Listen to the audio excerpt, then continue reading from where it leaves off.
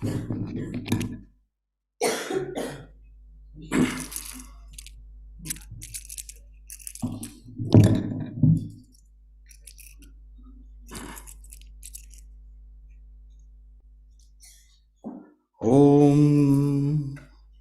Jananim Saradam Devim Ramakrishnam Jagadgurum Padapadme Tayo Shritva Pranamami Muhurmuhu.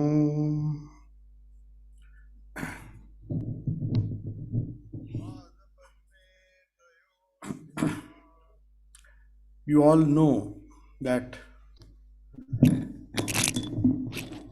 we have organized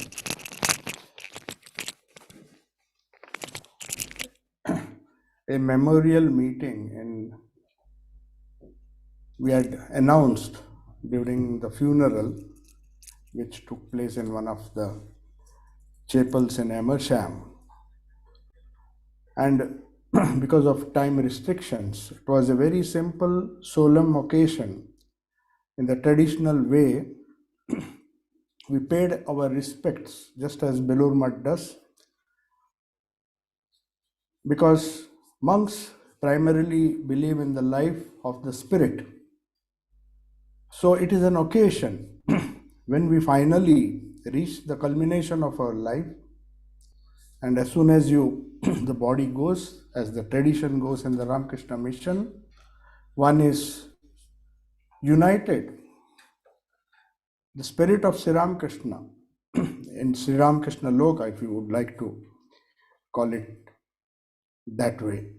So that is the attitude, or that is the spirit with which monks live their life and monks die.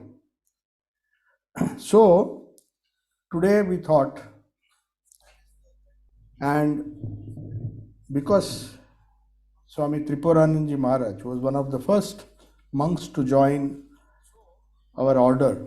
You all know we are celebrating 75 years of existence, of the formal existence of Ramakrishna Vedanta Center, though the movement had started much before, when Swamiji came here 3 times, and then some other Swamijis also came. So many direct disciples of Sri Ramakrishna also visited England. But this is the 75th year, and it would have been very nice if Revered Maharaj would have been with us today, because he spent a wonderful life in all the 3 centers, beginning with Muswell Hill. Of course, the movement began in Belsize Park, in a rented place, but the first official center was Muswell Hill. And then we moved simultaneously. One donor gave us Holland Park, and Swami Tripuranji is one of the few monks who served in all the centers. So it was a distinguished life, monastic life, and he had the advantage also of visiting, staying in Belur Math, not just visiting. It's very rare in those days for somebody to stay for 3 years, 2 years in the training center, otherwise I think he spent nearly 3 years there. And the few years that I was here, and incidentally I met him long ago in 83, when I was not even a monk. I was just a student, and he happened to come in 1983, the year in which I got my mantra diksha from Revered Vireshwaranji Master. Few months after that he came, and I was just a student, and I had the privilege of meeting him. He was a young monk then, and he gave some wonderful advice to me. I was fascinated seeing a young British monk, and I showed him some places, and he was the one who also inspired me. He said, keep in touch with Swami Sundananji, was the head of the Mangalore center. He liked it very much. It's a very beautiful center, just like Bornend. And in those days, I was fascinated, because he said, of course we used to meet Swami Sundananji, he said, he's a hidden gem of spirituality. He doesn't reveal himself. But you see, he had some kind of intuition or insight, because he had traveled all over. He had been to Chennai, many places. But he told me that just keep in touch with Gopal Maharaj as we knew him. And that was a long association with Gopal Maharaj and other monks. And finally, so today we all have with us some of the very senior monks of our order, having come from different continents, not only countries. We have South America, we have North America, and I'll introduce one Swamiji after another. So, what we will begin this with a song which we played in the funeral and which is normally sung when monks are cremated. The funeral is performed in Belur Math.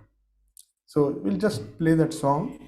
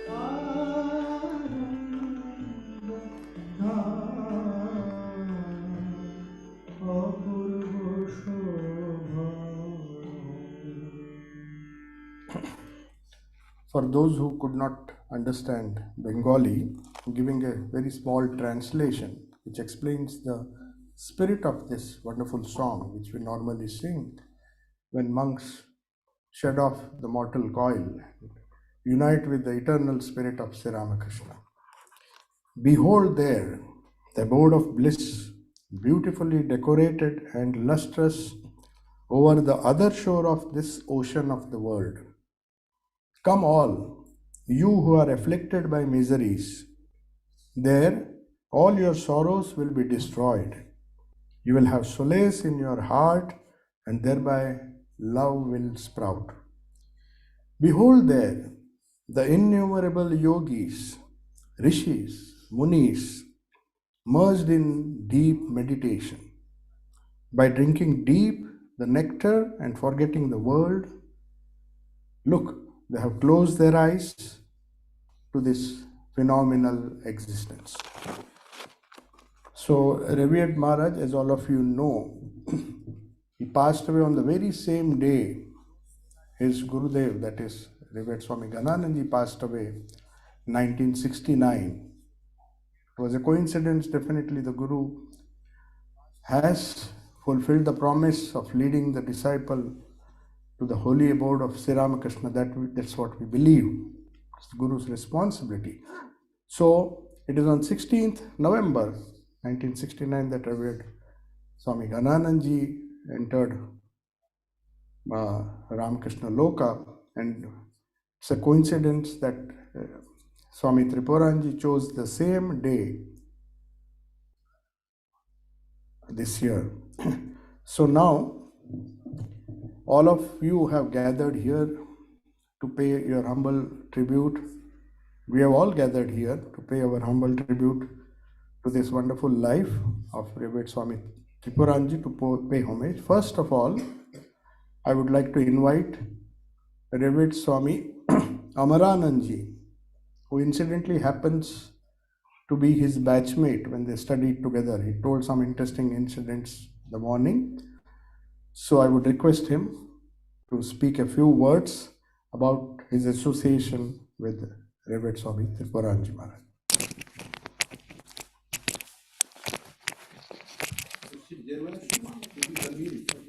No.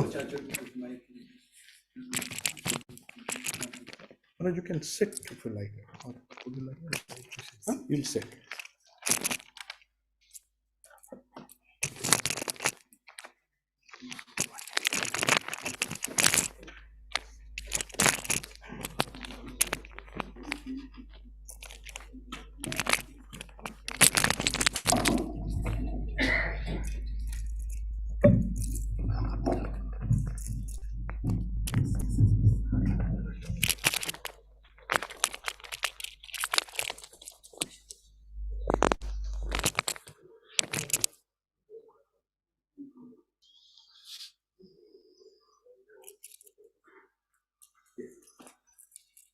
Shri Gurubhyo Namaha Hari Om.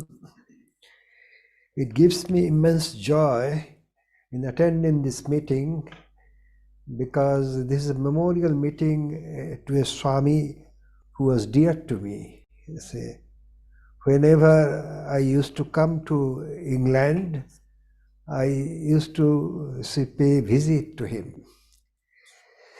I remember, you see, in the early days when we met at Belur Mott. It is more than 50 years ago. And he was jovial by nature, good-humored, and whenever he used to greet us, there was a smile which used to light up his face. And since we studied in the same batch in Probationers Training Center, so certain times, you see, there are classes held in Bengali, also in English. Since I was in the English group, so we were together most of the time. Once I remember that it was a class of Swami Bhuteshananda ji, who later on became the president of the order. So we had a conspiracy between us that we shall block the class today. Say, we shall block the class today because Upanishads we can read with your commentaries. But since the Swami is a great scholar, we would like to hear all salient things. We say everything cannot be brought up in the same class because the class is of a certain limited duration. Because when you go to the Hindu metaphysics, is a vast literature on this transmigration, Janmantara. And some of these things are intelligible, some of these things seems to you to be, you see, just metaphysical speculation. At least for us, it was, you see, something we are not comfortable with, because we cannot experiment with it, we do not see it. Many things are being said, and if you do not accept it, then much of your metaphysics falls, and you see, even our sadhana is affected, because you see, very often there is your reference to Janmantara. So we decided this, and we had a wonderful session that day, I remember. So Jonathan, we used to call him Jagannath, or endearingly Joguda. So, he used to, you see, try to imbibe this alien culture, different elements of it, in his own way. And there was a general sense of appreciation in him. I have heard that he came to the order with a Quaker background. Whether this background is from the family or from other sources, I do not know the details. I never asked him these things. But Quakers, they have a, you see, they have a lack of faith in the way Christianity is preached, either in the Protestant or in the Catholic or in the Church of England, etc. They believe in Christ, and they want to test God in the social life and in the environment. So it is something akin, according to my understanding, to what in India we call the Shanta Rasa. In Hindi there is a proverb, Shant hi hai yo Ram Ras Chake. That person is following the Shant path, who is licking the divine juice. So I think since Ramakrishna was not just licking the divine juice, he was having it in a palpable way, God in a palpable way. So he was attracted to the Ramakrishna's life and teachings and his order. This is my thinking.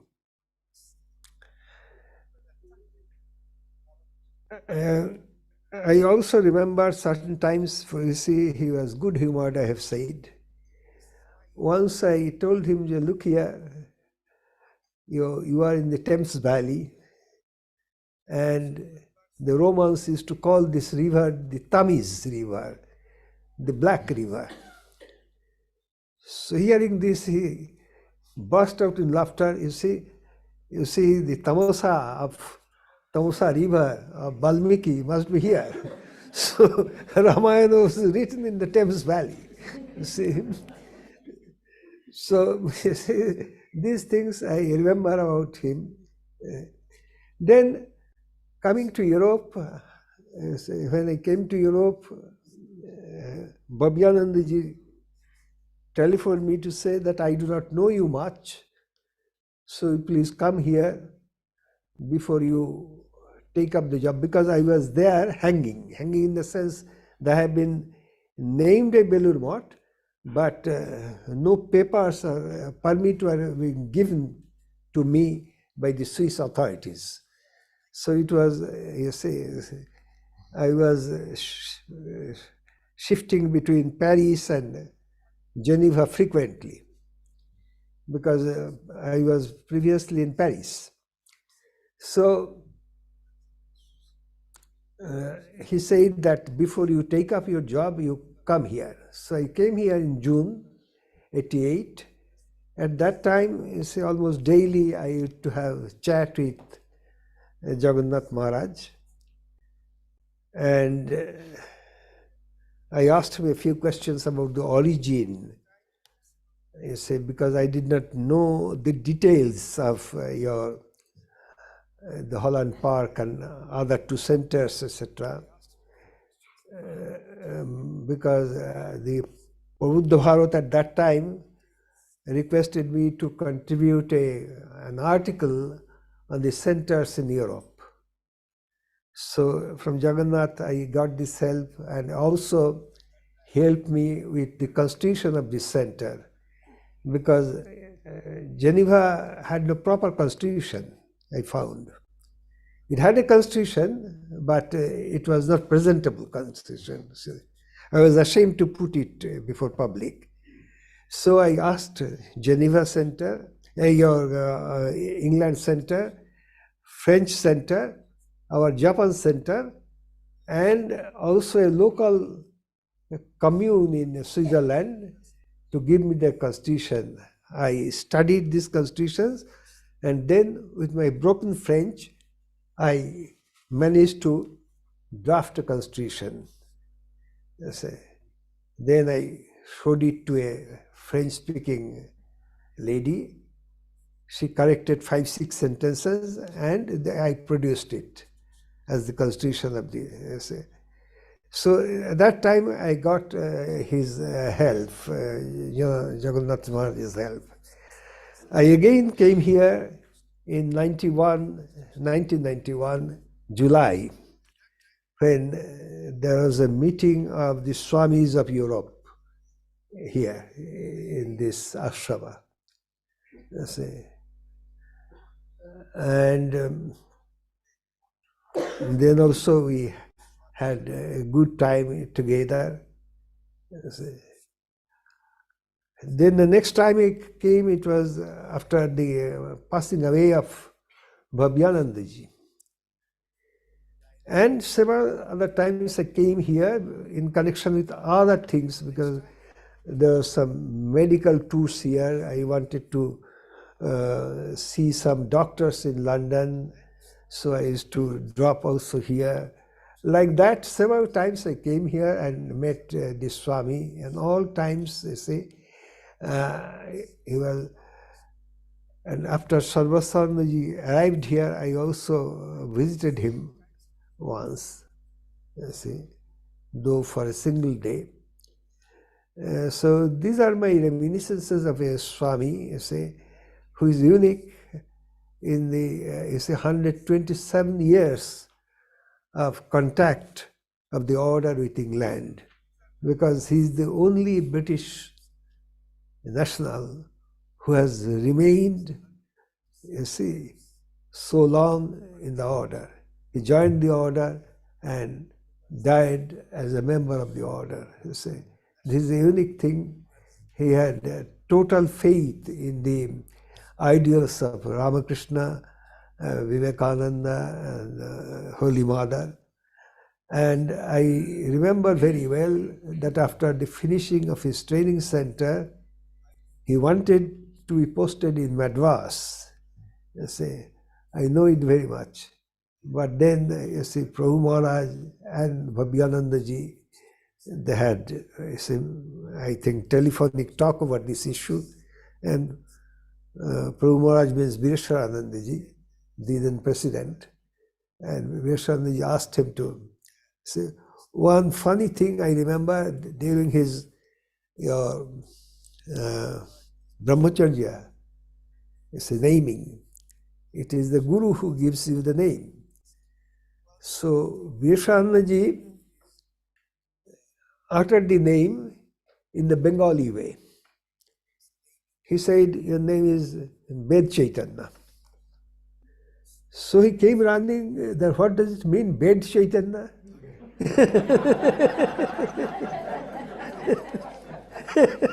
So we assured him that it is not Ved Chaitanya, it is Veda Chaitanya. So these things I remember. Now, you see, I think, I feel also that he must be here along with us, his spirit, you see, on this day. So my homage to that departed soul.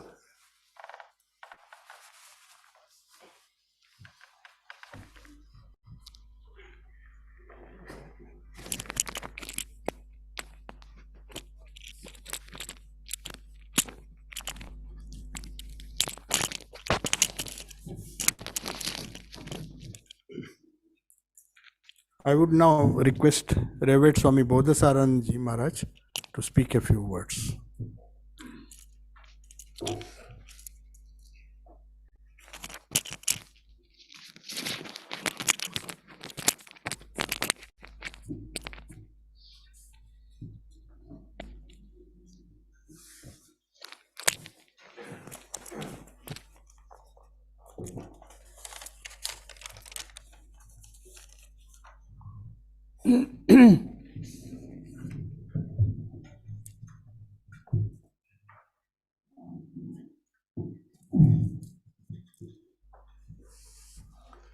Om Namo Bhagavate Vasudevaya.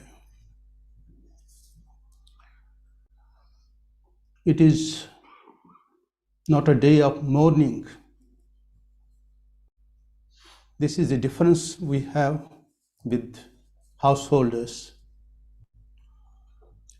When a Swami passes away in Belur or in and around Calcutta, we bring him to Belur, cremate him there. You have seen this attached washrooms everywhere, whether in any country, in any continent. We have got this one, attached bathrooms. But have you seen any attached crematorium? That we have got in Belur.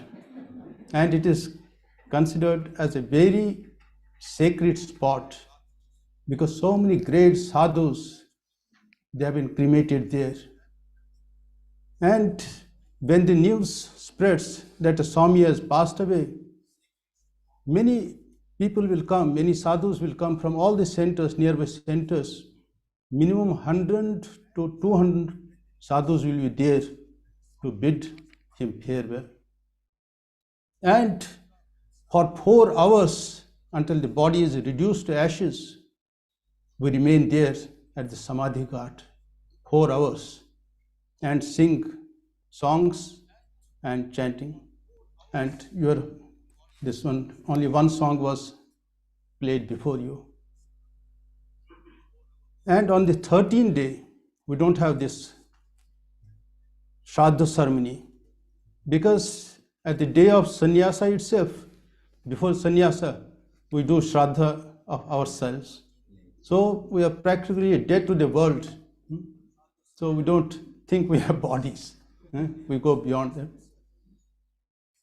And the dying of a monk, it is considered as, we say in general way also, we say उसने शरीर छोड़ दिया. We don't say he has died. We say शरीर छोड़ दिया. He has left the body behind. So we get rid of body and its sufferings. And on the 13th day, we offer special worship to Sri Ramakrishna, and then we feed all the sadhus. We call it Bhandara. So whoever may be, in whatever country he may be placed, on the 13th day we observe this one. So the center doesn't have to inform the headquarters that this and this Swami has passed away and you do this one. So all the particulars of all the sadhus are recorded there. We can tell you anything about any sadhu, when he was born, who were his parents, how far he has studied, and so what he did, in which centers he was posted. So everything is being recorded, which you yourself will not be able to do. So over the last 125 years, we will be able to tell you. Just in a second, we will be able to tell you. So this is the unique, this position of the Ramakrishna order. And those who have contributed a lot, we make special mention of them. So big books, volumes are being brought out, especially presidents, vice presidents, or a great founder of an institution, a big book, and then reminiscences are also being published in due course of time. Well, I don't know much about Swami Tripurananda Ji. First time I heard, actually the day, the year he was initiated into the vows of sannyasa, I joined Ramakrishna Mission. So he was, say, 10 years senior to me. And then it was only when he started publishing the class notes of Swami Bodhatmananda, popularly known as Bhav Maharaj. He was highly regarded in Ramakrishna order. He was principal of the training center. And Swami Tripurananda, he used to jot down the notes of Swami Bodhatmananda on the Karika, this one, Sankhya Karika. Sankhya Karika is one of the foundational texts of Sankhya philosophy, which is one of the 6 systems of philosophy of India. So after coming here, he used to serialize them in Vedanta for East and West. In those days, now the title has changed. So serially he used to print them, and once it was complete, then I on my own wrote to him, Maharaj, we are interested in publishing them. But the thing is, these are only notes are there. We will be happy if you put the original text in that one and give word for word meaning. And then whatever notes you have got, we will publish along with them. He told, no, it is not possible for me, so it will take a lot of time. And in the meantime, our another Swamiji, Virupakshananda Ji, a very senior Swami, he brought out the English translation of this Sankhya Karika, and then I dropped the idea. But the manuscript was with me for many, many years. So after that, I was very much interested in him. Then last I met, actually the first time I saw him was 4 years ago, when I had come to Ireland for the inauguration of our new center, so I had to pass through London. There is no escape. So I came here, and then he received me warmly. And then on another occasion also, I was to speak that Mr. Ram Saha, he had invited me to deliver a lecture at the parliament here. And when our Tripuranji came to know, he told, no, I will also come with you. It is because for last some 25 years he didn't go to London, and he was so happy. Then on the way he told me, this is my college. This is my college. He was this one hotel management he had done, and then he had become a hotel manager also for a brief time. Afterwards he changed his job and joined Ramakrishna Mission as a sevak of Sri Ramakrishna here. So when we are going to London, that time he told, you see, this is my college where I studied, and I found him so happy, like a happy child. And that was, and on another time, he took me to the nearby river also. So 4 times I visited London, and every time he will make it a point to be with me at the breakfast, then at lunch, and at dinner. And he was very, very happy. And one thing I noticed in him was that he was very particular about his clothes. He will iron them out, and it would be very, very, spotlessly clean. So I don't have much to say anything about him. So thank you very much.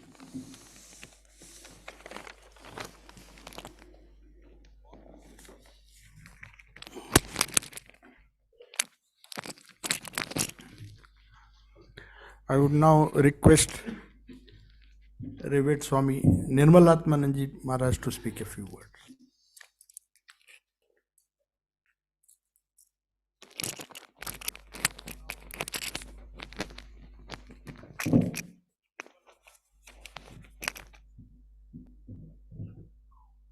Well, when I arrived this time, Swamiji was very kind enough to give me a greeting saying that you are going to stay in Swami T's room. So I am sleeping on the cot where Swami Tripuranji slept. I am sitting in the chair where he sat. Yesterday I just saw the game, World Cup game, the television that he used, and the restrooms he used. So everything what he used, I am using. Only one thing is missing. That is, sooner or later my time will come finished. Rest all the same.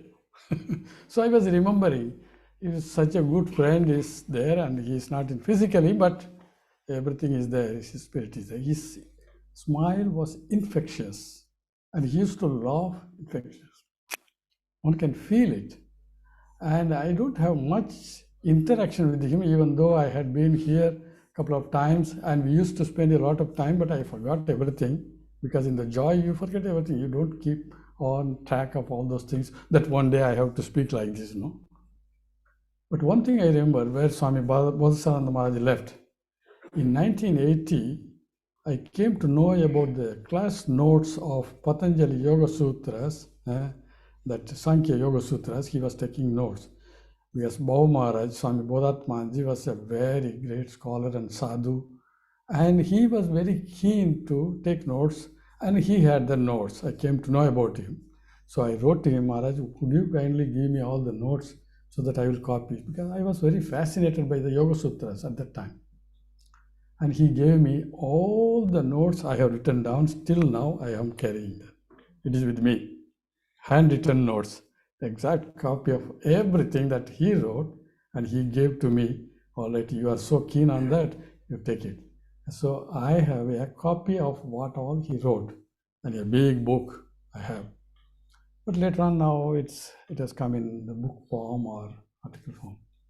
So his his intense love for Sri Ramakrishna is very clear to all those people who came to him. His love for Sri Ramakrishna, his Vedantic ideas, his devotional approach to the order, in every way, he was part and parcel of the Ramakrishna order. Very rarely one can find like this. It is no wonder that Indian or Indian descendants they have, but from a British national to come like that is very rare. So we used to appreciate very much in Delhi, myself, Bhutanandaji, oh Jagannath could have been like this, he could have taken charge of a center. We used to make a lot of discussion about that. So he endeared himself to everyone, whoever came in contact, maybe devotees, maybe monks, maybe others. That was his nature. His smile, his laugh, his movement, his approaching like a friend, more like a friend. Not anything that I am senior or junior, more like a friend. So that one can feel it. We really miss him, his physical presence today, but that is not excluding his spirit. He lives, he continues to live, continues to inspire, continues to make you remember how he was, and thereby we acquire some of the seeds that he had stood for. Thank you very much, Maharaj, for giving this opportunity. Thank you. Thank you all.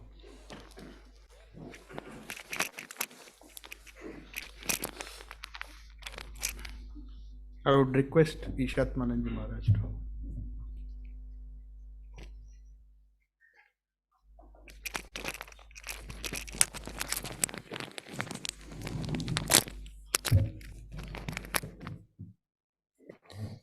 I heard about him, and last 2 times when I came, I saw him. I told him, Swamiji, if you don't mind, if I seeing you, I feel that you are like laughing Buddha. So that he appreciated. He never met me. We are all juniors, but I came over here and I heard. That all things are going on, and he must be enjoying. I heard it from one of his monastic friends. They were together. Swamiji was also there in that same batch. It's like almost like college hostel life. The young boys, 22, 23, 24 years, the college hostel life. So sometimes they will be having the fun and all.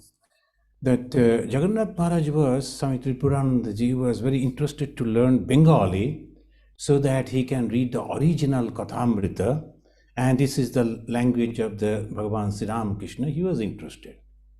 And 2 brahmacharis, they used to teach him the Bengali, and always making fun.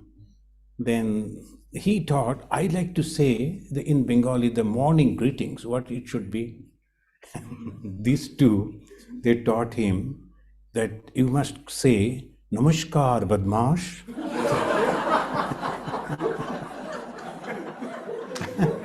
And Namaskar he could learn, and with a great difficulty, Badmash, he practiced.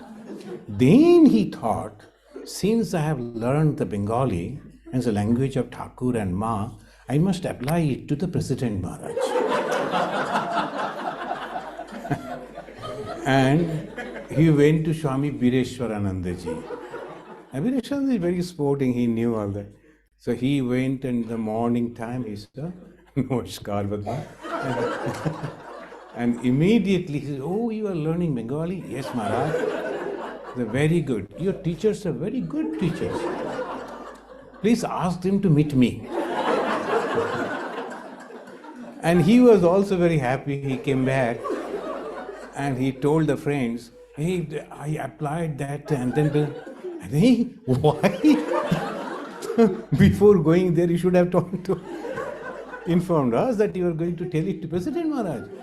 That was not greetings, and what will happen to us now? But anyway, President Maharaj called, so they went, and President Maharaj understood and told, see, they are very serious to learn Thakur's language. You should not do like this. And in future, you should not repeat like this. So this is the thing I heard from the Swamis. They also, that Swami, both of them, they have passed away.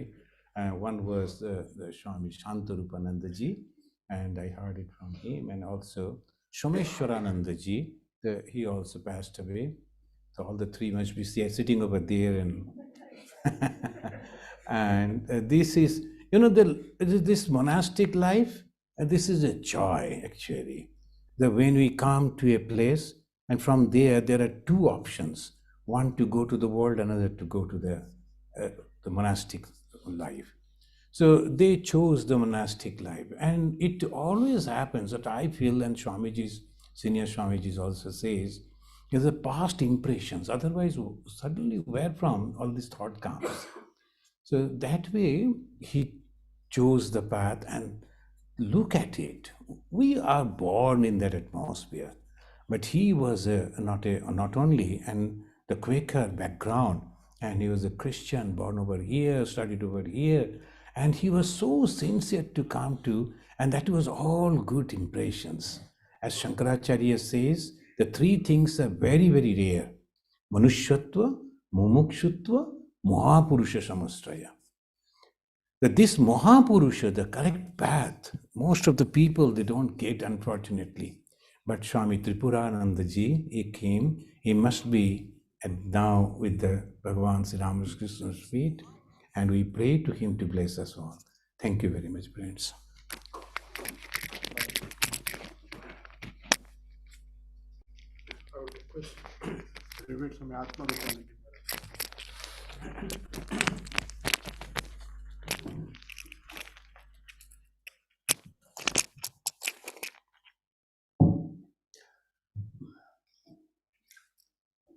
It was a great privilege to know Swami Tripuranandaji. I met him first in 1971 in Belur Mutt. I had joined the order 2 years earlier, 1969. And in 71, I went to India to get initiation from Swami Vireshwaranandaji, the president. And so at that time, Jagannath Maharaj was a brahmachari in the training center, along with Swami Amaranandaji Maharaj, who's here with us. So for me, it was a tremendous joy. It was really an experience for me, a meaningful experience for me to meet him, because he was the first Western monk that I had met outside of the few that lived with me in Ganges, Michigan, and Chicago Center. The two centers were connected. And so the ones there in Ganges and Chicago I was familiar with, but I had never met anyone from anywhere else, a Western monk. So to find Jagannath Maharaj was like a revelation to me. As others have expressed, there was a joy about him. He was always smiling, he was always laughing, he was always cheerful, always friendly. And so he was a real inspiration to me in the beginning of my monastic life. He was an inspiration in several ways. One of the ways was that he really tried in every way possible to adapt to Indian life. Later there were, and I think he was the first Westerner to attend the training center. And later there were a couple of brahmacharis who went from Chicago before me for training center, and they held themselves somewhat apart. They lived apart in the Leggett house and they didn't mix too much. But when I went in 1975 for training center, it was Jagannath Maharaj's model that I wanted to follow, and luckily was able to be immersed in the training center with the Indian brahmacharis and culturally, etc. Jagannath Maharaj's desire to immerse himself in the culture got him into trouble occasionally. He himself told me that the first 6 months that he was there, he used to take mud from the Ganges and brush his teeth and gums with the mud from the Ganges And then he got a terrible infection in his mouth and had to be taken to Seva Pratishthan. It was very difficult to cure the infection, and the doctor told him, never, never, never do that again. So he told me, do not try to brush your teeth with Ganges mud. And so in spite of his great devotion for the Ganges, and my devotion for the Ganges as well, but that was not a way to express it. Another cultural experience he had, which was on the humorous side, it was there at Bellarmat that he had his first mango in mango season.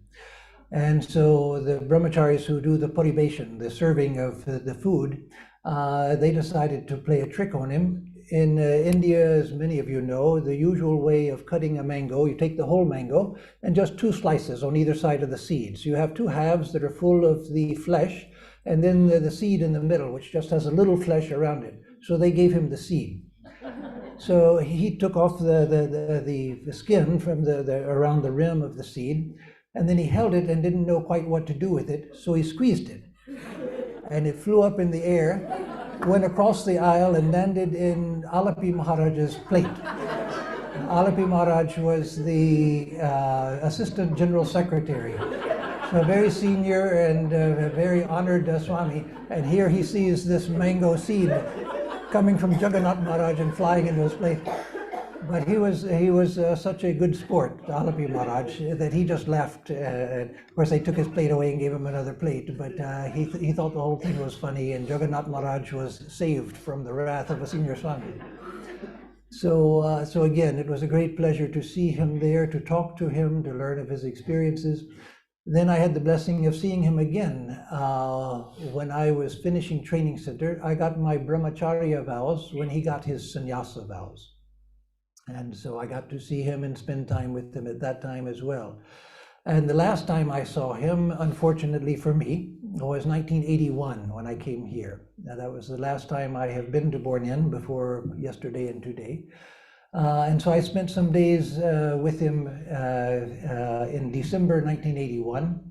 And he kept telling me from the time I got here, because he knew I was here for Christmas. I just spent 2 months in Gretz, and I was here for a week before I went back to America after many years in India. And so he kept telling me from the time I got here that, oh, we're going to have a Christmas feast, a traditional English Christmas feast. He was so excited that about this traditional English feast. I have to say that it was one of the biggest disappointments of my life. The Christmas pudding was good, and there was not much else special about it that I found, but he was so, that the childlike characteristic that he had and the joy he had in everything. And so it is in that way that I always remember him. There was something elven about him, that is, like an elf. He looked like an elf. He acted a little bit like an elf also. And the joy in life. Oh, one other thing, let me remember to tell.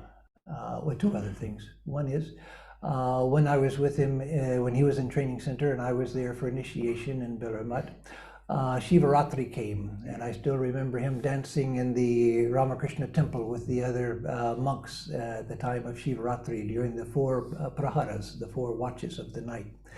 And so again, his entering wholeheartedly into everything. And one other thing I remember about him was that he had a deep love for Vedantic reflections in English literature. He loved English literature, and he loved to find the evidences of Vedantic thought in English literature.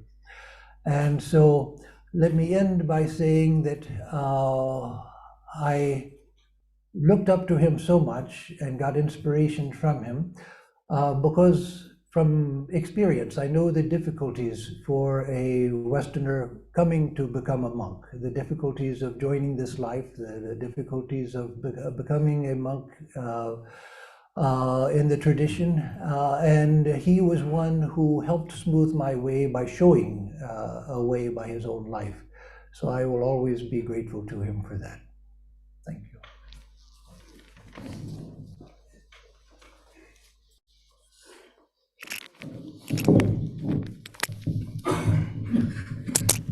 Before we ask all the devotees who have come here and would like to express a few words, I would invite avoid Professor Ajay course because he has to take a flight, isn't it?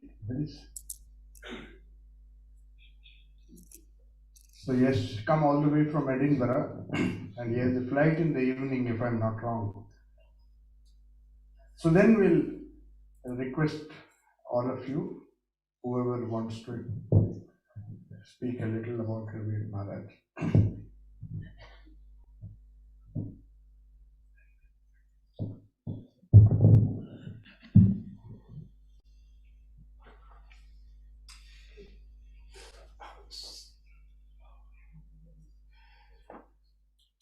Some of you might know me, but I'm Ajay Khan.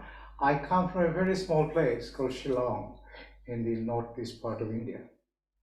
And why Shillong is important?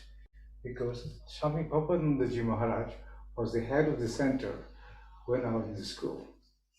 And we were really sort of scared of him when we used to see from a distance.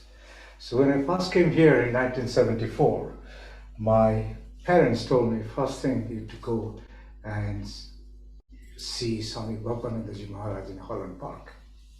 I still remember I arrived here in September 74, and October 74 was the Durga Puja.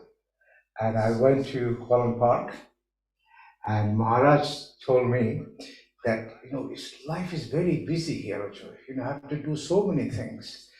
I might not be able to see you all the time, but I tell you something. Here is the person, young brahmachari. Please keep in touch with him. I did not remember what was his name, and he was ultimately Swami T. So Swami T, I known him for more than 46 years, 46, 47 years. And we kept in touch continuously with him. And one of the greatest things what he's done is that he not only guided many, many people to the spiritual life who are young now, but also who are young 40 years ago, like people like me, understand? So when it's to come to the center, early 80s, you'll find all the young people gathering round with him, okay? And that time, this big meeting room was the dining room.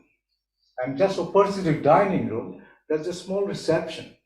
And what he used to do, he used to type all the letters in a typewriter and send it to me. And that's how we kept in touch.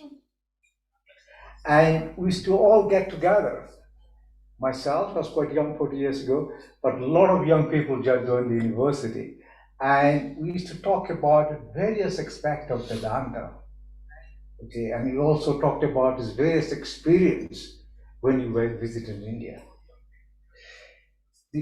Everything changed in a better way when in 1993 he came to visit us in Edinburgh, because we had Swami Papanandaji Maharaj say that, Ajay, you have to organize Swamiji's Chicago Centenary Lecture.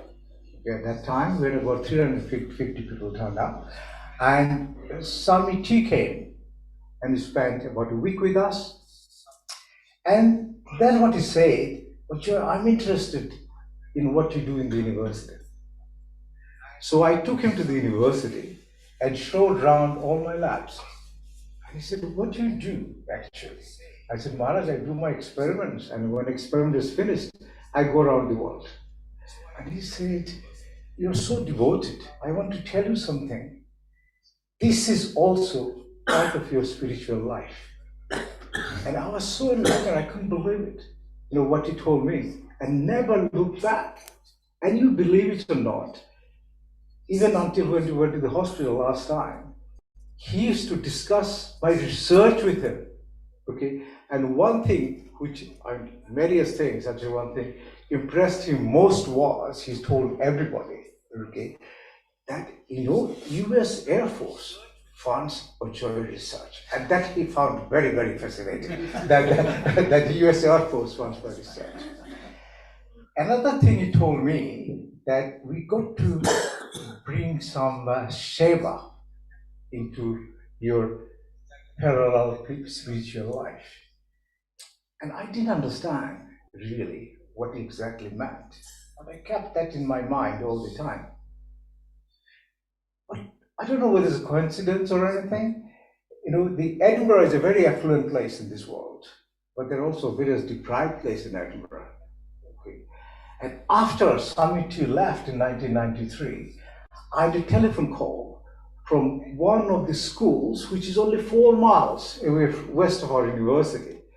And they said, can some boys come and spend a couple of weeks in your lab? And tricked me. That's the Seva he was talking about. Okay. And since then, for the last 25 years, on average, I have taken 8 to 10 students. So, those days, 25 years ago, the concept of apprenticeship is not there. And when I told him, I said, Maharaj, you told me to include Seva into my work. And he said, is this Seva, Maharaj? He said, yes, this is the best Seva you can do. Okay. And he gave an example. He said, when you go to Velurmat or any other centers, and still remember, he couldn't pronounce it correctly. He said, Narayan Seva. Do you know that everybody comes on a special day and they have lunch with everybody else?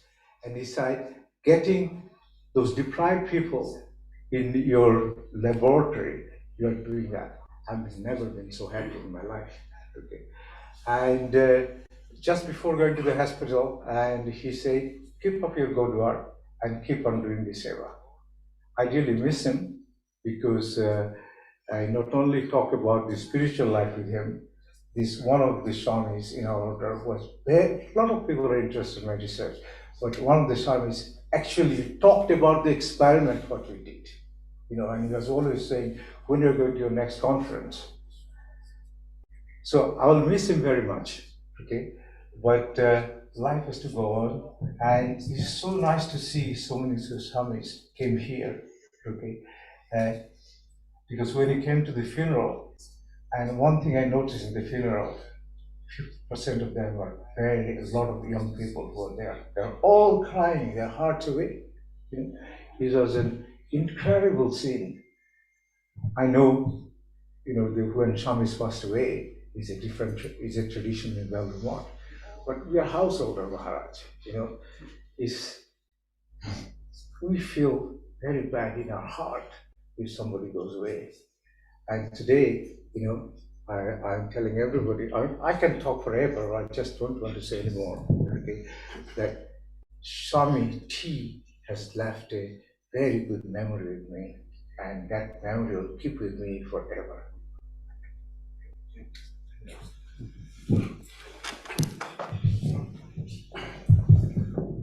Now we'll begin with the senior most devotees. I don't know who is senior most. Becky? Tessa. Yeah, please come.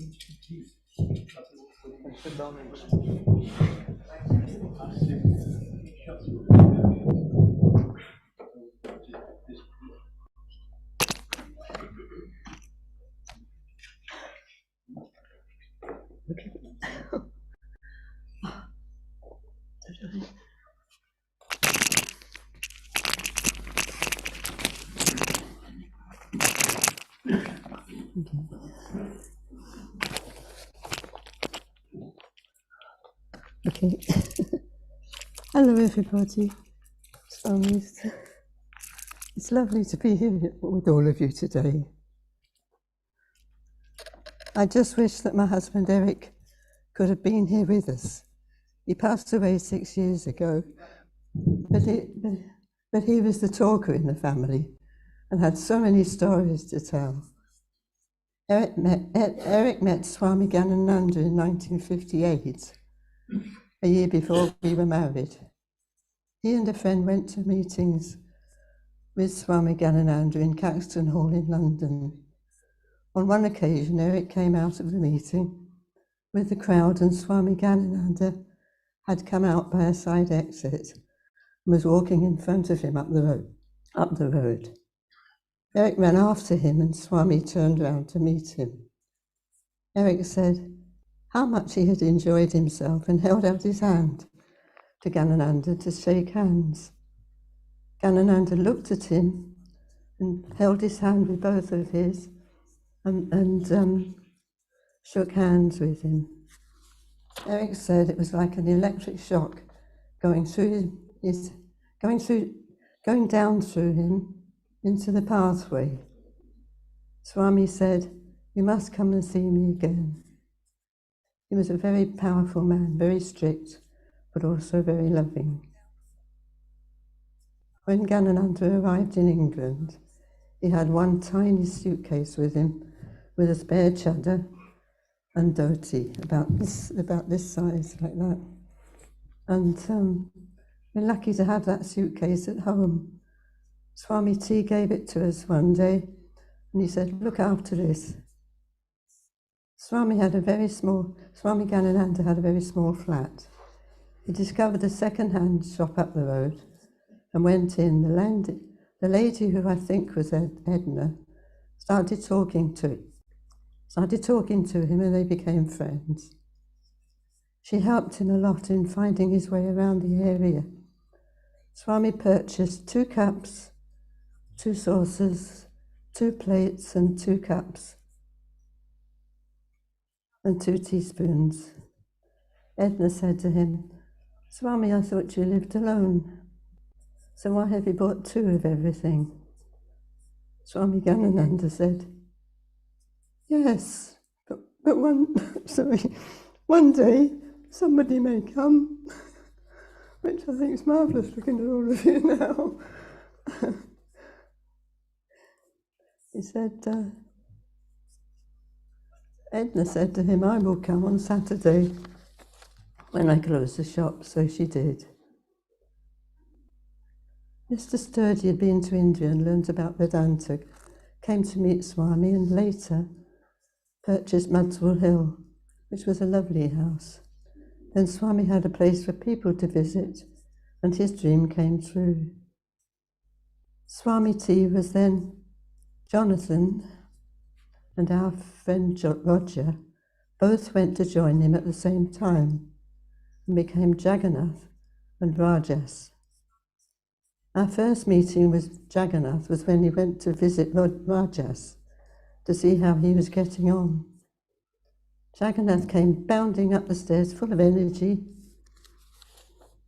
with a mop of black curly hair. He was very pleased to see the cake that I had made. We all had a lovely chat together.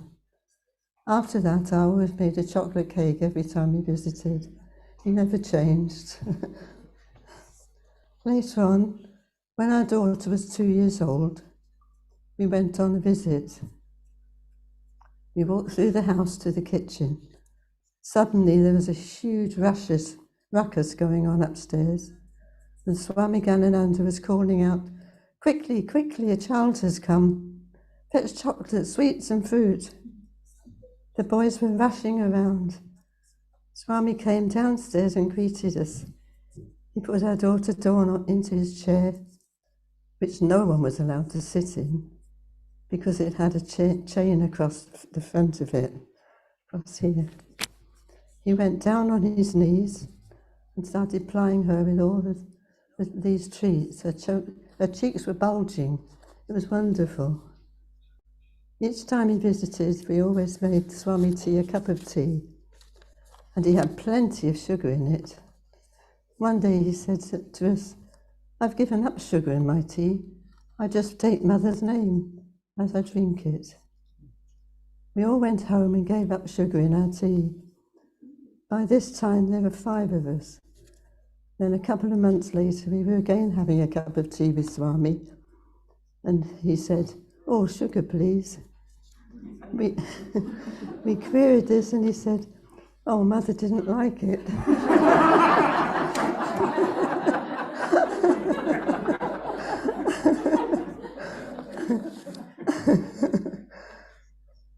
When Shan, this is Shan here. When Shan was a tiny baby, Rajas told us about the Annaprasana ceremony for children, and we took the two girls to see Swami Ganananda. By this time, the shrine in Muswell Hill had been moved upstairs. It was 2 rooms knocked into one, with a glass partition dividing the shrine from the devotees. This was kept locked at all times, and only Swami Ganananda ever entered the shrine by a separate door. Swami did a long service with everything included. He had a conch shell which he blew, and a mare's tail that he swished around, and many offerings to make. Then he came out to us and gave the girls Ganges water to drink and bless them. At this time, Dawn was 3 years old and Shan was 3 months old. He then took a flower and touched Eric on the top of his head with it. And then he gave it to Eric and said, "You do this now, as it will be too powerful if I do it." Eric touched each of our heads in turn with the flower, and the feeling was very strong. After it was tea and chocolate cake with the boys, a lovely visit. Then the centre moved to Holland Park, which had some extra rooms for visitors from abroad to stay. It was by the lovely park where there were several peacocks and other lovely trees and flowers and lakes. It was then that Swami Ganananda became ill and went into hospital. He had an unfortunate fall and passed away. It was Swami T who carried his ashes in a large urn to India. Swami T sat in the aircraft for hours with the urn on his lap, not letting it out of his sight. In Calcutta, he carried the urn on his head down the Ghat steps and into the Ganges. He immersed himself under the water, and the ashes were given to the Ganges. At that time, when this was happening, several people had a vision in the sky of the whole thing. Swami T walking down the water and walking down the steps and into the water. One of these people was my husband Eric, who didn't understand what he was seeing at the time until later on when he was talking to Swami T about it. In 1974, we moved to Barry in South Wales, where Eric had been born, and soon after this, the centre moved to Bourne End. It was such a lovely place, and at last, there was room for us to stay in the lodge for a short visit. Swami Bhavananda took over and ran the centre as close as he could to Ganananda's ruling. We always worked in the house and garden. After a rest at lunchtime, the gardening started at 3 p.m. and finished at 5 p.m. Everyone joined in the gardening, even Swami Bhavananda. There was a large rose garden, beautiful flower meadow, and cut flowers were grown for the shrine, so always plenty to do. Swami liked it to be spick and span.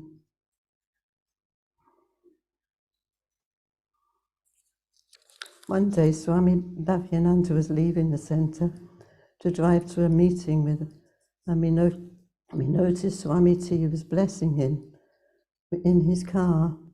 We said, "Do you always do that, Swami?" And he said, "Yes, it's essential because he drives so fast and I want to keep him safe."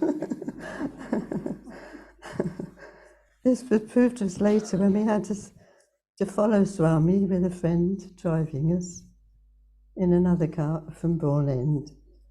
He was in front from Bourne End to London. He shot off at 80 miles an hour. We had trouble keeping up with him and nearly got lost.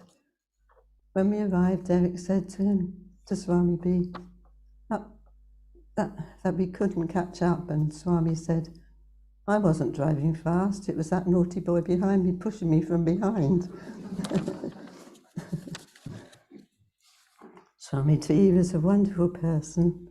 It has been a great honour to watch him grow from a young boy, into the powerful spiritual person that he became, and to have him as such a close friend.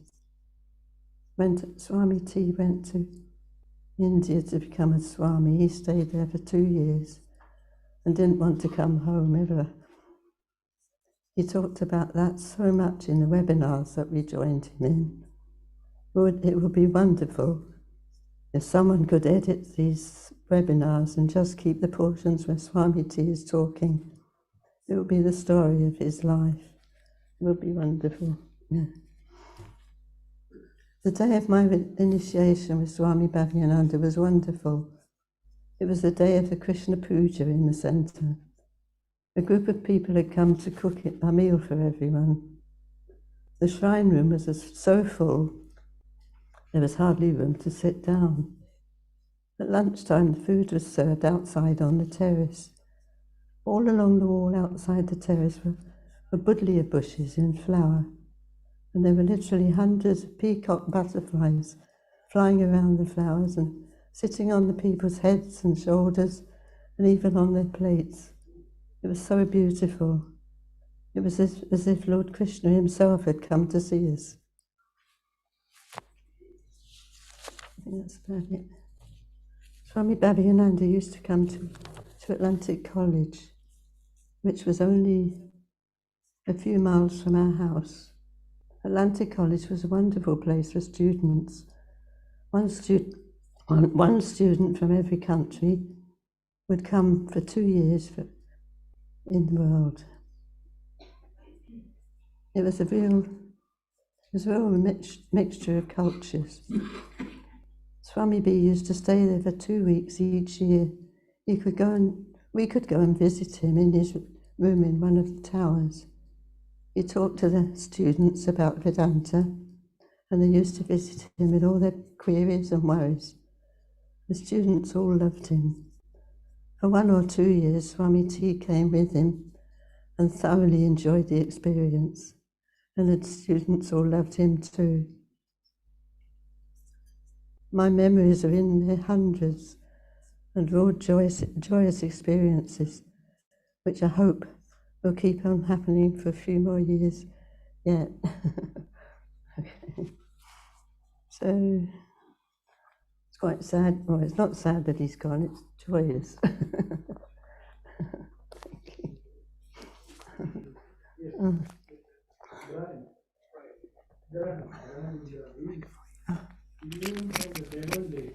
Thank you.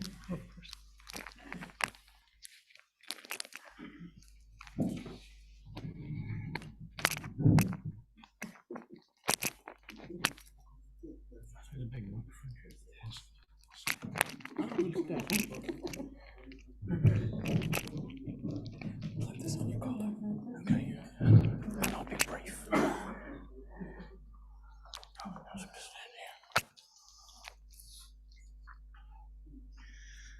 My name's Graham, and I come from a small market town in Devon called Honiton. Honiton has the benefit of being very close to Farway, where the Ramakrishna Centre had a retreat house in the 1970s.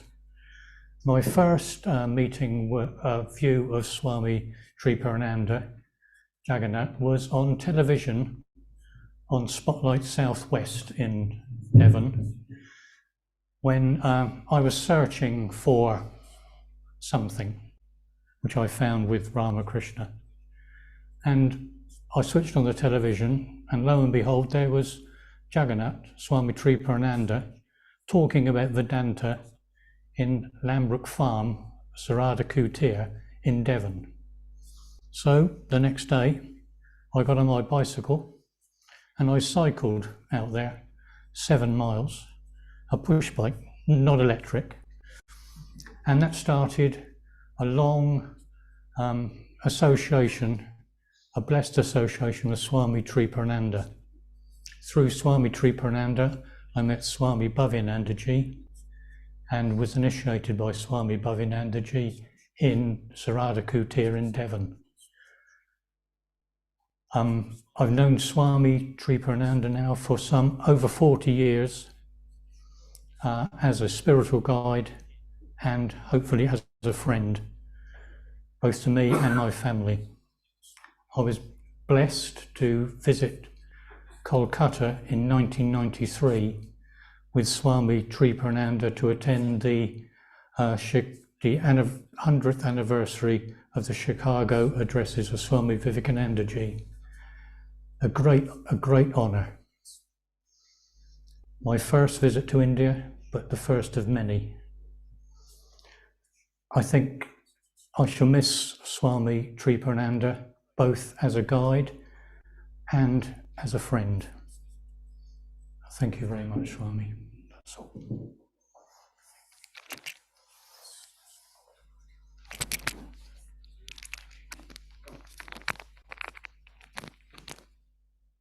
We'll start with senior people.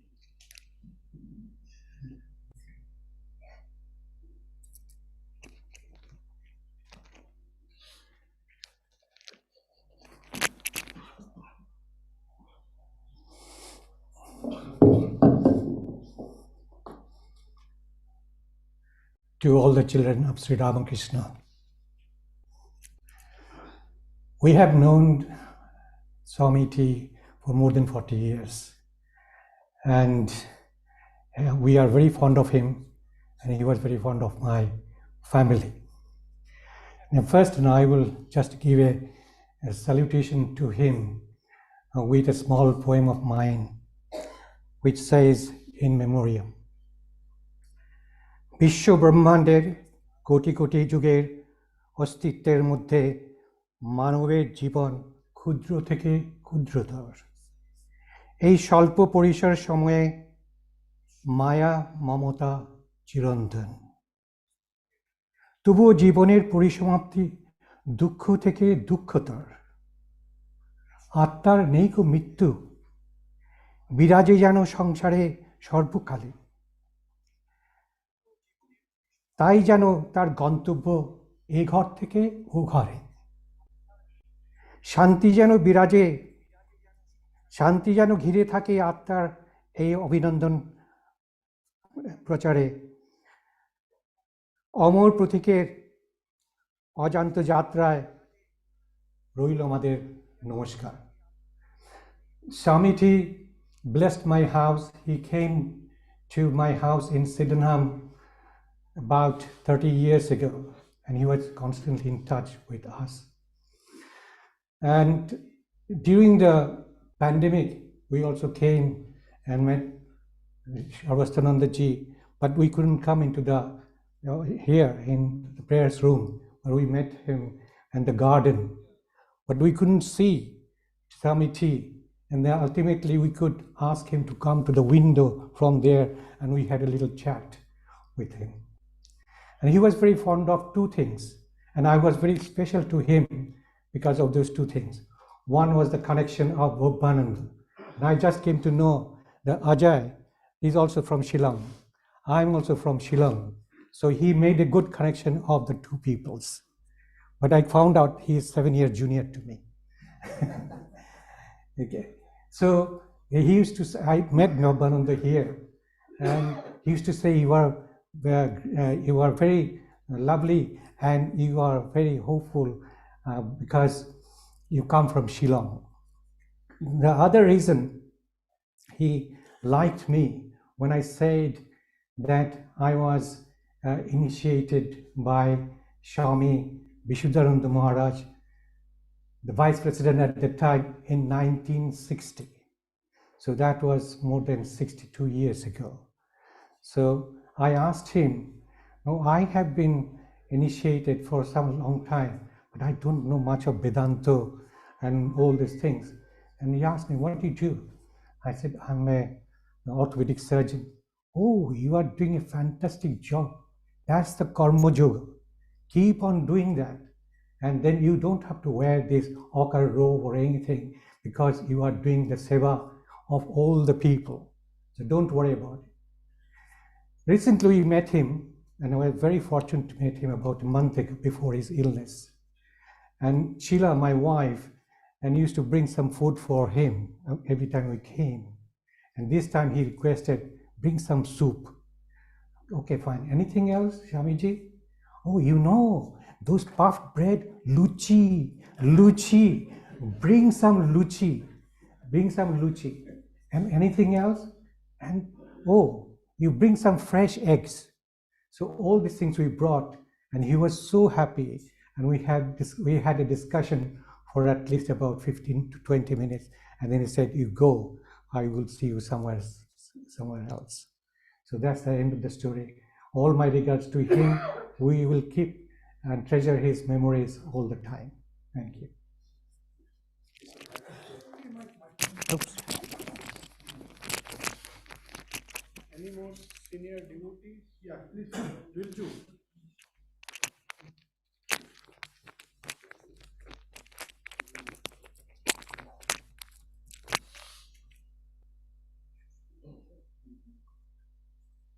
Would you like to sit?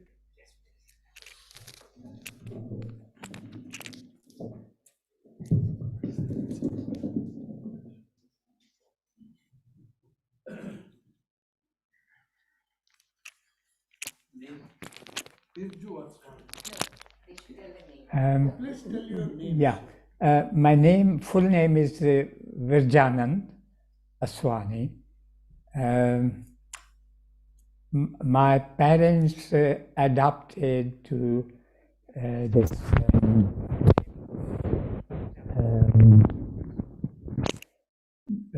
not Brahmo Samaj, but the other Samaj.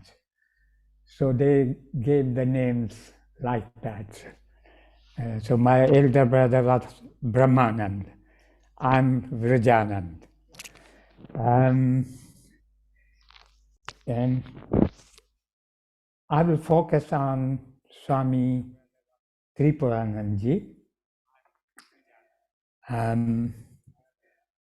First time when I came to visit in India, the first monk of Ramakrishna order, which I had the privilege to meet, was Swami Ranganathanji. After many years association with him, I went to Germany. And the first thing I wanted to find out was that there is a German center. At that time, there was not. The nearest one was in France, and Swami Ritajanan was there. So I had some correspondence with him, but no opportunity to visit France. Then I came to England as a postgraduate student in 1966. And I found that there is a center here. But again, due to my circumstances, my wife was also a devotee. And in 75, she passed away, leaving 2 young children to look after. So I was a single parent, and it was difficult for me to visit the center. I used to get the information about the retreats and all that. So I'll be doing the ironing for my children's clothes, but my mind will be on the retreats here. And eventually I had the opportunity to come and see Swami Bhayananji in around 1985. But when I came, he was away. So Swami Tripuranand met me. So that's how I met him. And he very affectionately took me down, asked me about my association with the Vedanta centers, and showed everything. And there are many things which I observed in him,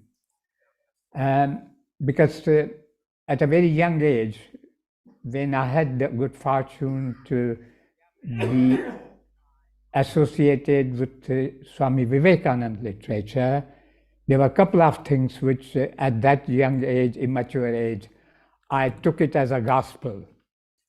One was Swami Vivekananda saying that if you want to criticize a person, you do that on their face. But in their absence, you always talk about good things about the person. And at my immature mind, I just took it as a gospel and started practicing it. And soon I found I had no friend left. Right? But after a long time, because I kept the practice, these very people who were my friends and then suddenly dropped the friendship, heard that I was singing some good things about them to other people. And then they came back. And the other thing was that Swami Vivekananda, I'm paraphrasing, is that if you want to judge the character of a person, observe very ordinary things which he's doing when the world is not watching him. Because anybody can be great when the world's attention is on them. And that also sort of, having a scientific background, I always observe people. So I will focus particularly two spiritual qualities which I saw in practice, because that is better. When you meet a holy person, even if they have one quality which they live by, that is infectious. That is much more profound than reading just the books. And the first great thing was that I think there was a 5 years age difference. I'm 5 years senior to him in age. My relationship with him was more like a friend than a distance Swami, where you keep some distance and respect. And that was due to his greatness. And therefore we used to discuss all sorts of things. And I will say, but Swami, you are saying this about Vedanta, but I don't agree with this. Means I was very right, and then we will talk about it. The quality, first of all, I think he encouraged that kind of discussion. He never looked down upon the devotee that he's a Swami and he lectures the devotee. No. There was something in his personality. So I always considered him as my friend. He attracted young people to Vedanta. That was another quality in him. The other thing is that without disclosing, because I used to have, we were quite close. When I convened the Vedanta study circle in Winslow, in first couple of years he came to lecture there, and therefore he used to have lunch and with me, and he met my family and so on.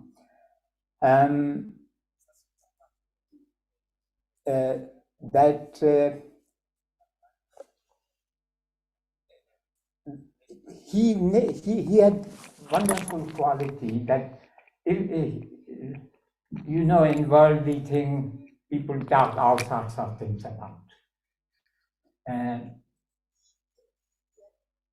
And there were instances where things were difficult for him, yet I found that he had no grudge about anything. I mean, that was really remarkable quality. he didn't, he took it in his stride, right? And I'm first-hand witness to that. And that's a great quality. The other thing was that even when he was going through physical problems with his illness and all that, every time I came, he would talk about me, how I am, how my family, he remembered my daughter's name, my son's name, how they are doing, what they are doing. More interest in other people than his own. He lived that. And the third thing which I would like to mention is that during Bhavanand's time, Bhavanand, he used to organize long retreats, 2 a year, and invite Swamis from America and other places, which was a great thing for devotees who can't travel to meet. And Swami Bhavanand will always say, if we come, he said, go, you have seen me, go and talk to them, you see.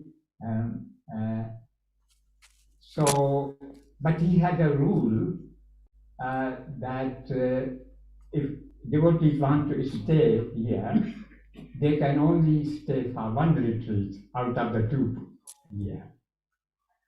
And in my free relationship with Swami Tripuranand, I couldn't complain to Swami Bhavanand because I was afraid of him. Right? When I came to know him, he was very loving, like a mother. Only his outward thing was which scared me initially. But as I came closer to him, I saw his wonderful qualities. So in my industry, I complained to Swami Tripuranand. I said, this is a very unfair rule. I'm coming from Manchester, and I have to only come for 1 retreat. Where am I going to stay? I mean, I can stay in the hotel. That was not a problem. But I said, well, it's not that because I come here, retreat, and then go and stay there and have a food there. Whereas I wanted to stay here. Not realizing that the Swamis probably in a meeting discussed lots of things. So he told that to Swami Bhavanand. And Swami Bhavanand, don't worry, I know he will come.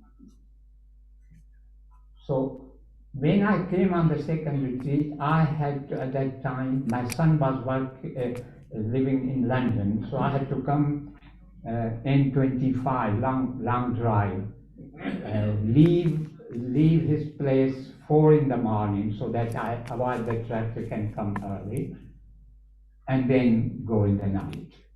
Every day, 3 days I will have to do that. So when I came on the first day, he was outside, Swami Bhavanand. He said, he looked at Swami Shivarupanand, who was a brahmachari.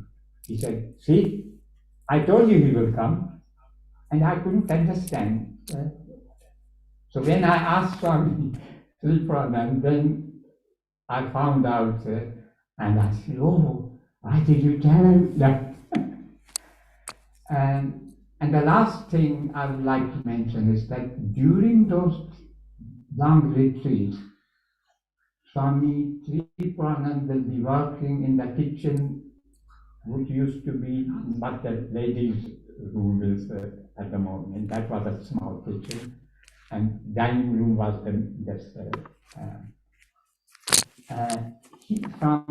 he will be preparing food, perspiring, and never, whole day he will be there working, cooking. I never heard him complaining, and he was a good cook. Particularly the puddings I was very fond of. I used to look forward to them.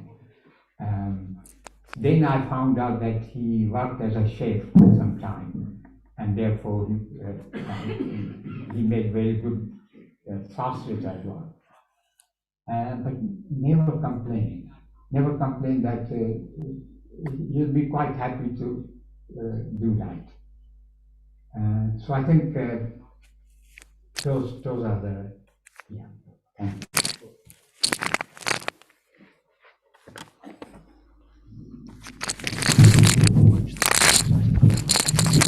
Now, quite a few devotees have been serving him for a very long time, both from the medical field, from the medical point of view, bringing food and other things, especially during his illnesses. So, anyone, anything? Come.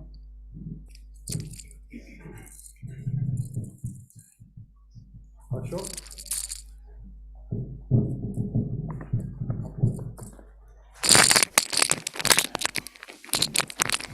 Swami T. A lot of us used to call him Chotu Maharaj, Little Maharaj. Small in stature and a blazing diamond in the light that he spread. And as I think some have mentioned, he was also very much the children's Maharaj. I just want to pick out a very few things of his actual teachings that he shared with us. I don't really want to talk about myself.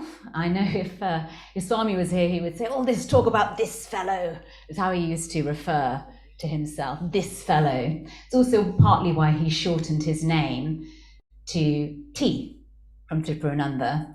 Or it could have been a bit of a rock star move, you know, just go by the one.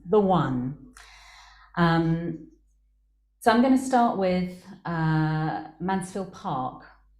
Rather surprising. This was a key text for Swami T, Mansfield Park by Jane Austen. And this line that he used to come back to again and again, we have all a better guide in ourselves if we would attend to it than any other person can be. In ourselves, this idea that it all begins with me. What is it that I want? What is it that fixes my perceptions? Now, you know, Mansfield Park, for those who don't know it, it's a 19th century novel. It's about a girl who, in very unlikely circumstances, ends up becoming the mistress of a great English country house.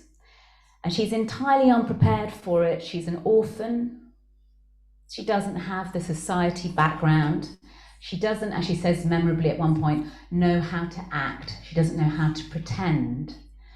And everybody here who remembers Swami T knows how completely himself he was. And that's what made him, when he sat with any of us, or when we called him, which we did at all hours, 526-108, you can call me at any time, and we did.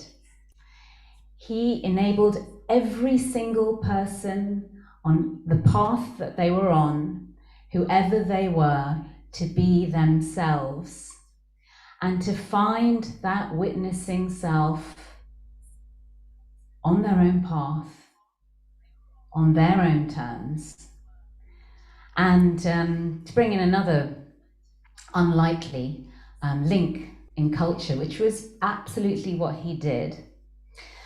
Somebody pointed out to me that when he dropped his body, and it was my great privilege to serve him and be with him when that occurred, that when he dropped his body, he actually, like Obi-Wan Kenobi, became even stronger.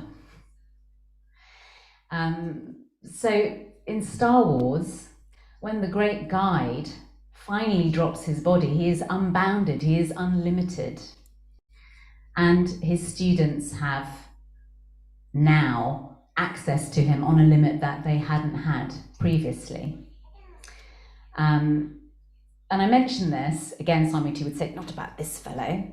I mention this because sometimes to reach that guide who is within ourselves, we need another guide, and that guide has the greatest of guides.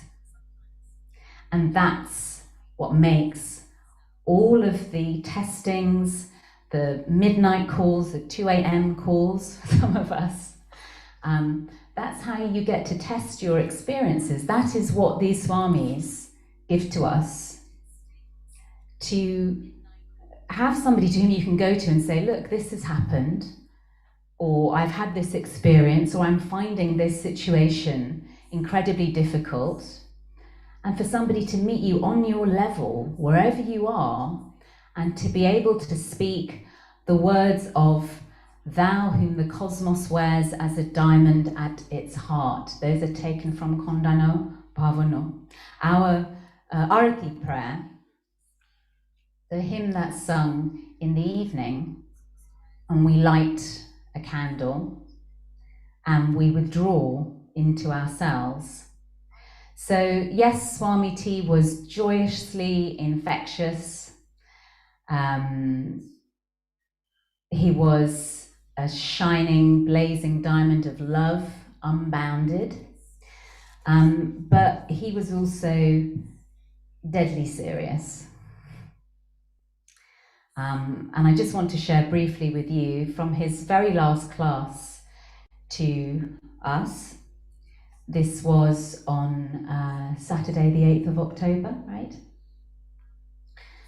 So we talk about this guide within ourselves. What is it? Where is it? Where's he gone? What is that consciousness that Swami describes as being manifested in every human being as self-awareness, ever present as the witnessing self? We are not our passing thoughts. We're not even the objects and the deeds and the actions. That will all carry on. There is this witnessing self. And yet, as he says in that class, how many times in a day do we stop to think about it? How many times do we bring that idea of the Atman into our working day? That's it, that's all it is. It's that easy. That's what he gave us, that's what he taught his children.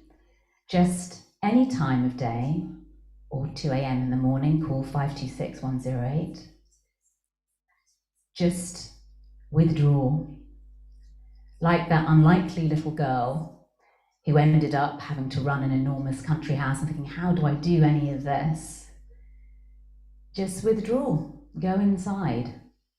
The witnessing self, and the guide who brought you to your own guide is all pervading, immutable, one, undivided, as it says in the 18th chapter of the Gita. So, where is he?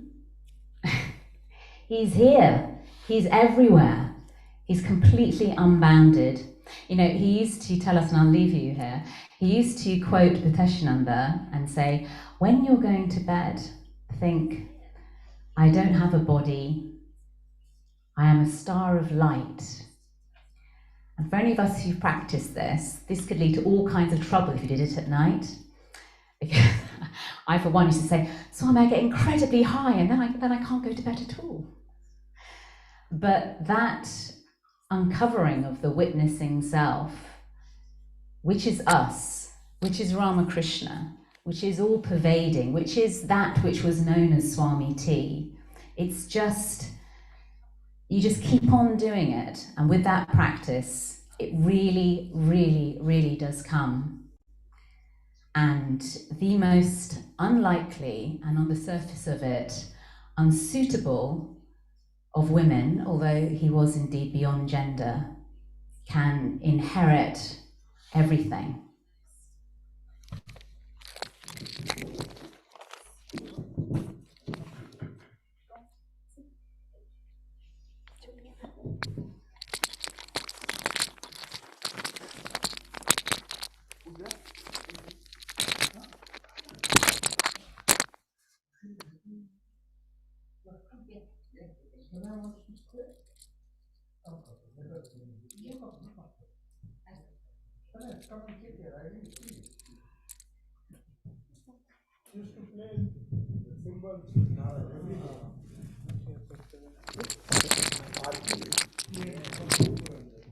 Then I don't need the mic? Yeah, you should. This is for other people in the room. Okay, I need both the mic and this? Yeah, for this, for the people who are watching from.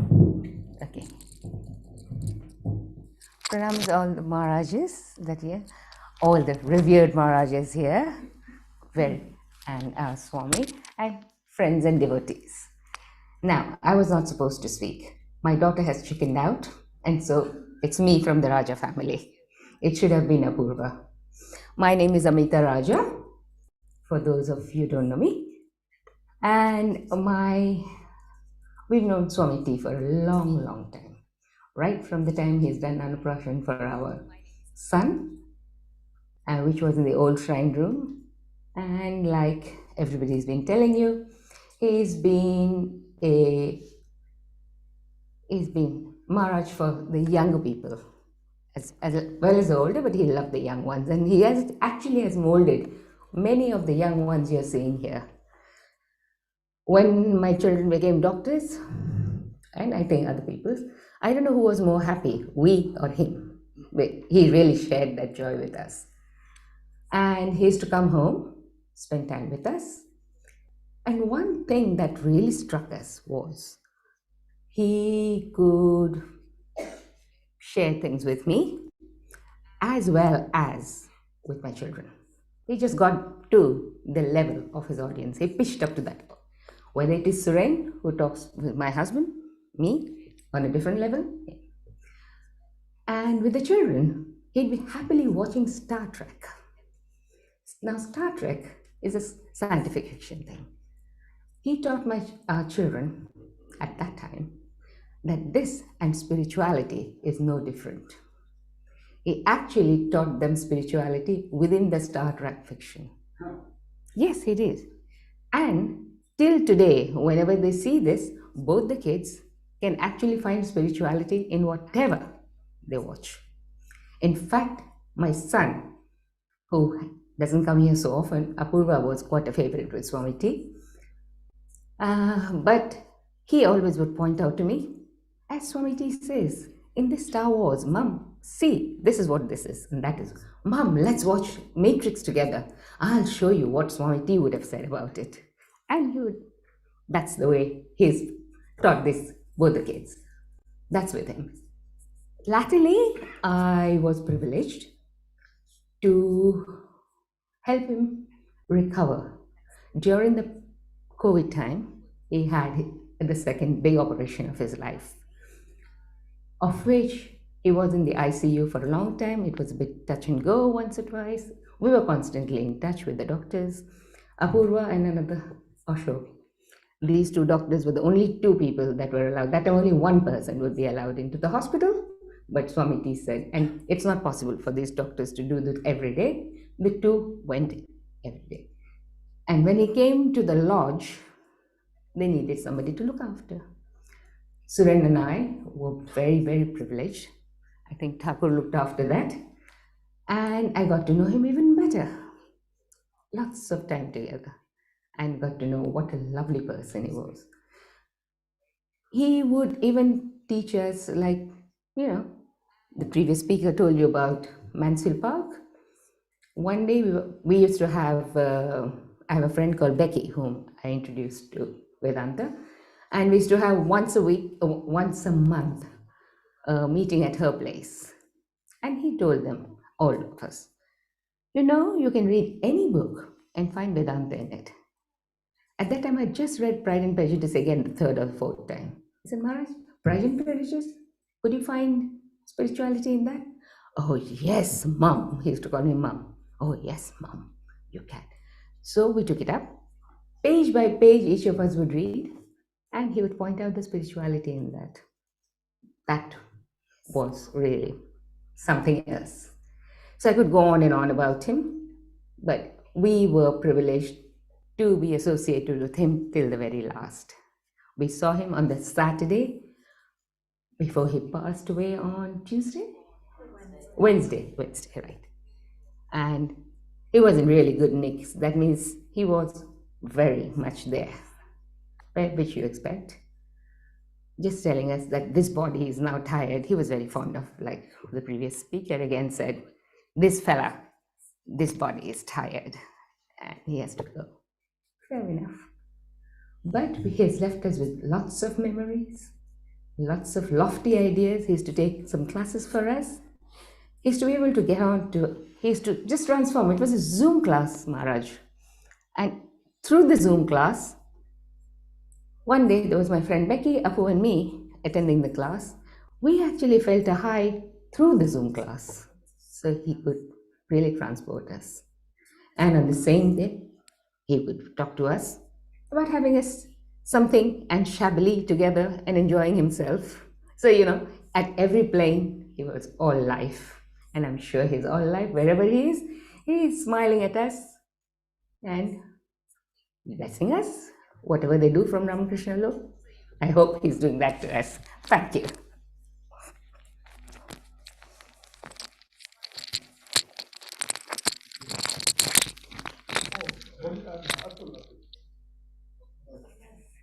You have worked with him. Oh, Sanan, yes. You're not hiding yourself. Speak.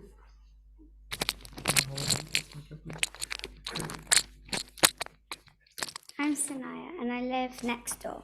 Well, basically next door. I met Swami T a few years ago and I visited him after school or in the weekend. We used to discuss many things about my school, English poetry and spiritual practice.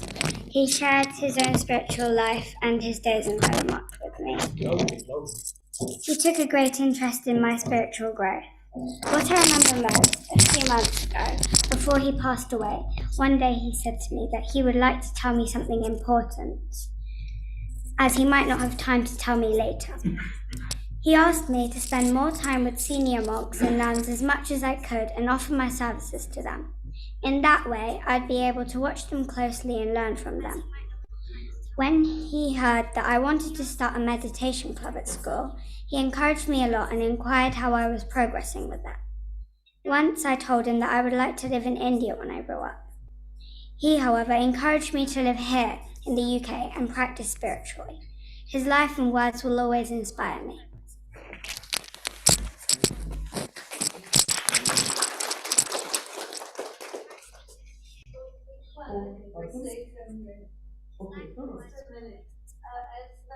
No, you have to come and stay. Then Atul. My remembrance with Tie that so that people who are watching online, you just tie it.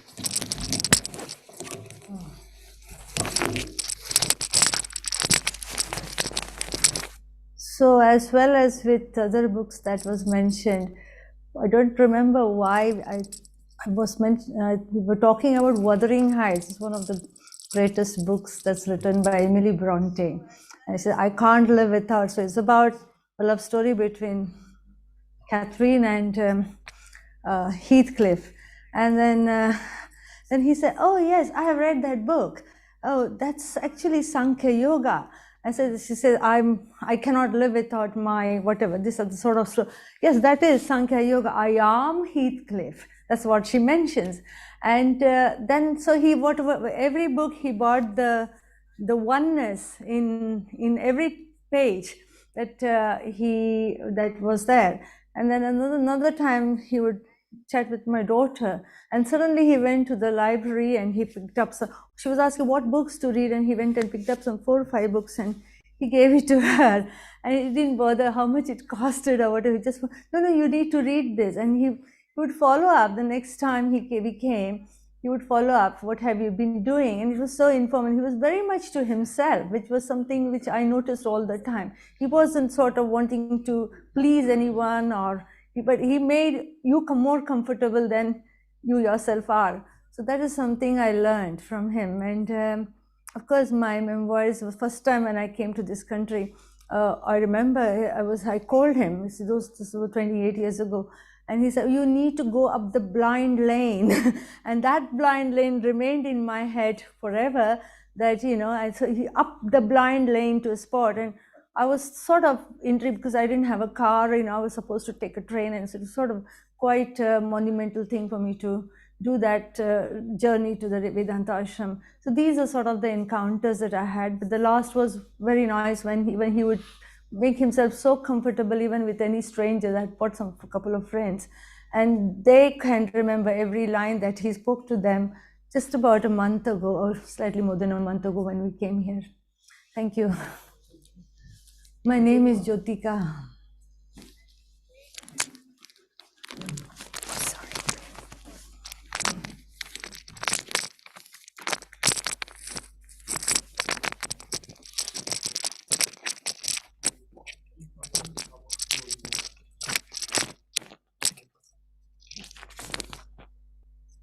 Sadhar Pranam. Thank you, Maharaj, for this privilege. I'm Atul Patel, and I'm also the son of Bhogilal Patel. Some of you may know. I'm sure he would have loved to be here. He is in Vadodara at the moment and sends everybody his pranams. I met Swami T when I was at the age of 9 in 1967. And that was quite a shock. And to explain that, please indulge me, I'll tell you a little bit about my life before that age. I met Swami Bhuteshananda ji at the age of 6 in the Rajkot Ashrama. And he was my father figure. My father himself was in this country. He came here when I was only 2-3 months, so I never met him. And living with opposite the ashram in Rajkot, and then all the sadhus were like my father figures. They indulged me. I was this high, little boy, and pretty much had the run of the ashrama. And I came from that environment at the age of 8 to this country. My mother and I came. And it was a bit of a shock. So from that wonderful, loving, warm atmosphere, also I arrived in October when it was cold as this in those days. And I saw for the first time all these white people. And they had smoke coming out of their mouth in the cold. And it was really very, very strange to feel this coldness. And my father introduced me, took me to Maswell Hill Ashram. And there I met Jonathan. For the first time I saw an Englishman wearing a dhoti. And with his, as people have said, his wonderful smile and so on. It's something that has lasted with me even until now. And its significance is also that later on, when I was working in many white organizations of the government here and in other places where I was the only Indian, how to deal with these white bosses, I keep saying this, but I hope you understand what I'm talking about, was very much down to the help I got from that one picture of Swami Tripurananda. Because in that, I do believe that he particularly and significantly represents the coming together of the English, the British, the European, and the Indian, the spirituality in both. We have heard about English literature and the spirituality in that as well. But I think he encapsulated more than anyone I know how to bring these things together into a harmonious piece. When we talk about Vasudhaiva Kutumbakam, then I think he is very much that kind of representative of that. I had an opportunity then because I used to say to people with all these father figures of Swamis, I too will be a sadhu. Swami Atulananda will be my name. And it is with that kind of approach that I came, and I had a wonderful time here because my father said, why don't you go and stay in the ashrama in your school holidays. I don't think that has happened before, or is a common thing. But from the age of 11, 12, every school holiday, I was here. So in Holland Park, and then in Faraway, in Sarda Kutir. Here, of course, both with Swami Tripurananda and Swami Bhavananda. And we shared a couple of things together. The love of Swami Bhuteshanandaji, as I've mentioned, I knew him there. He came to know him when he went to training center. And then when he came back, he was full of Swamiji, and he discovered that I also knew him. We are also Guru Bhais. Swami Ganananda initiated me a few months before he passed away. So we share that as well. And perhaps people have talked about he was a young person, Swami. And I certainly found that. Probably I was the first one that he took under his wing. Because spending these summers in the ashrama, you had to do something. I learned a lot from just observing him.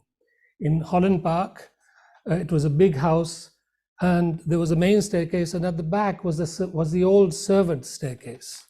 And at the bottom, in the lower ground floor, by the bottom where that staircase came out, was his little office. And so he used to be there. I learned how to parcel books. He used to do all of that, the book orders, very neatly. People have talked about his neatness. He used to keep the accounts also of everything. In those days, pounds, shillings, and pence. Running a ashram is a big thing, and things have to be bought, things have to be accounted for. I learned very much how to do double entry bookkeeping from him. And that, I won't bore you today, but that saved me many times in later life. But also, he could see that I was a little bit spoiled, I think, with so much attention from sadhus and swamis. And one of the things he suggested, because it was a big house, there were many bathrooms, there were many toilets. So he taught me how to clean bathrooms and toilets. I followed his example. And you learn a lot about these things, don't you? Doing things like that. So those are some of the snapshots. When we were in Sarda Kutir, there was a Faraway in Devon. There were some stables opposite the main house, and it was full of old junk that previous people had left, and so on. And it was new. We had just taken over. We were cleaning the place out and all that kind of stuff over summer. And in the shrine there, there was nowhere to put the offerings. So I found some things in the shed, and I made that table. And he took it and he put it in front of the picture in Sarda Kutir. And then after many years, I came back here and I saw it there. And that was his doing. Kept it. It's Devon, the ashram that was there. Call it Sarda Kutir. And finally, I'll just end up with one or two more things. There were many locks also in Holland Park. There were many doors, and each of the doors had a lock. Now you can imagine having a young child like me, 11, 12, 13 years old, very curious. Often he was studying scriptures, or he was in his office and doing things, and I would come up and bother him. And I think he said, well, what shall I do? Keep him quiet a little bit. And he says, here is a box of keys. We don't know which locks fit which keys. Your job, you know what it is. And it took me several days to find, because each door had two locks. And one was a big key, one was a yell key, and then all these things were mixed up and jumbled up. So those are the kinds of practical things he taught me, for which I shall remain eternally grateful. If I may just mention at the end a little bit what came to mind and borrow from Swamiji. The poem Swamiji wrote in memoriam of J.J. Goodwin when he passed away.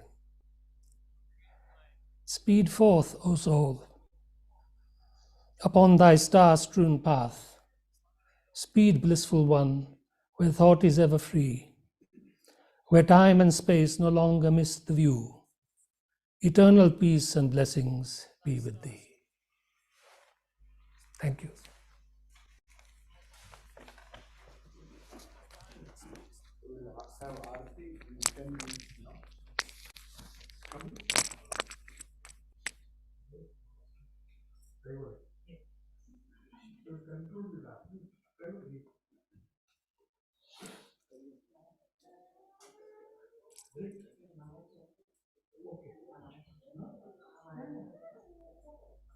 Take a small break before Aarti.